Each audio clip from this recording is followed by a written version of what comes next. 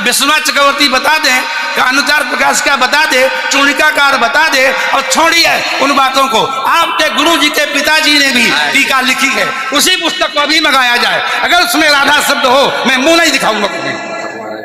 ऐसा हो ही नहीं सकता, अर्थ का अनर्थ। हाँ?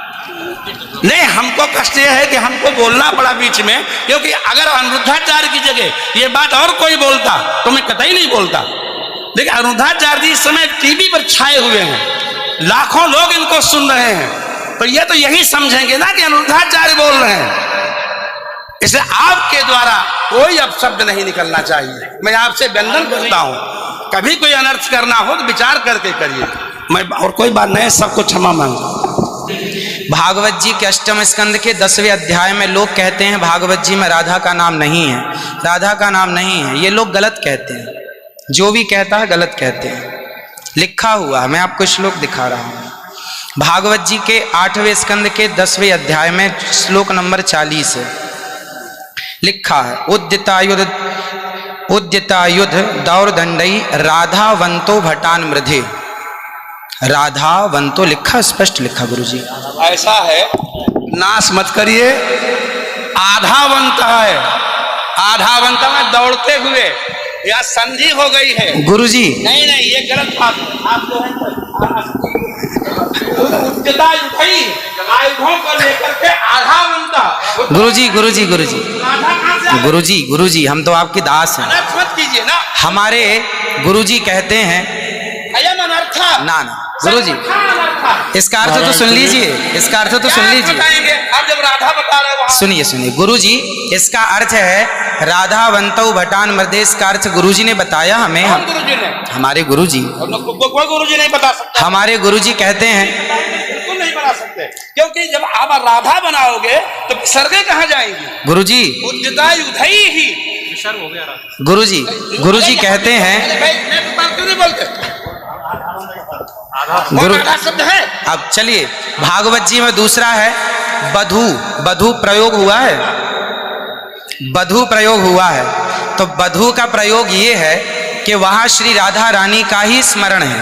नहीं, लोग कहते हैं राधा नहीं है, तो राधा जी का जिक्र तो कई जगह है। राधा पदवाच्य बधू, जिसका अर्थ संकेत अर्थ हो या लक्ष्यार्थ हो और व्यंग्यार्थ हो, इन तीनों अभिधावृत्तियों के द्वारा राधा शब्द एक भी जगह भागवत में नहीं है। इसलिए जहां बधू शब्द है वहां भी अर्थ राधा है। जहां बधू है, ऐसे पानी का अर्थ जल भी होता है। जहां राधा है, जहां बधू है वहां राधा है।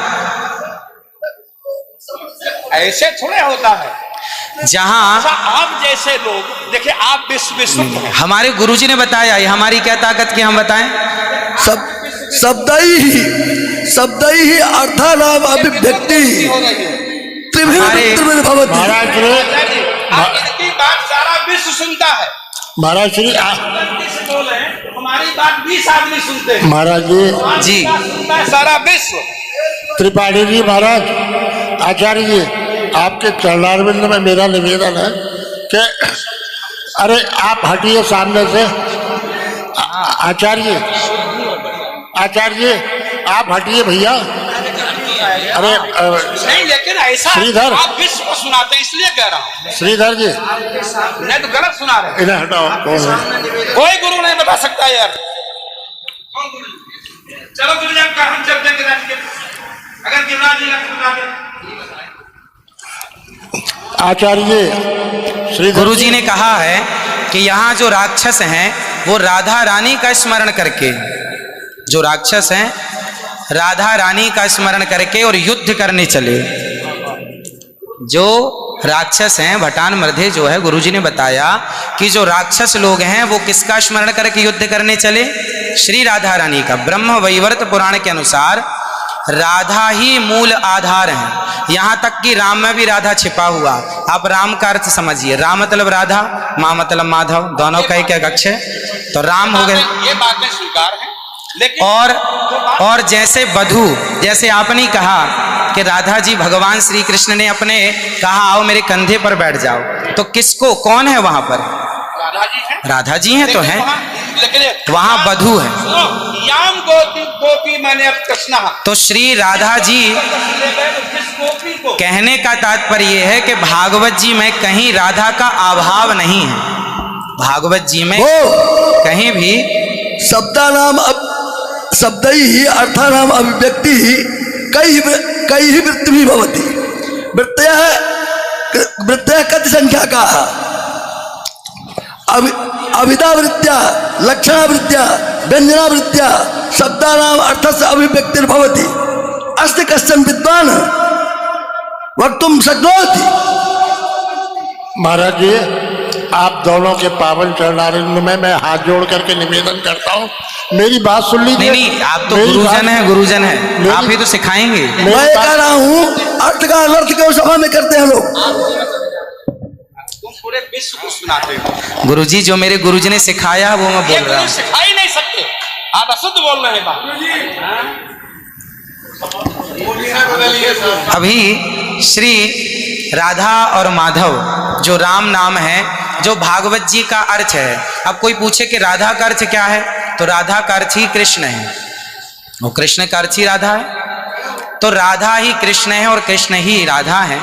कुल मिलाकर कहने का अर्थ ये है, गुरुजन ये कहते हैं कि प्रत्येक श्लोक कृष्ण है और प्रत्येक भागवत जी के 18,000 श्लोक, प्रत्येक श्लोक कृष्ण है और श्लोक का प्रत्येक अर्थ श्री राधा है। प्रत्येक श्लोक श्री कृष्ण है और श्लोक का प्रत्येक श्लोक का अर्थ श्री राधा है।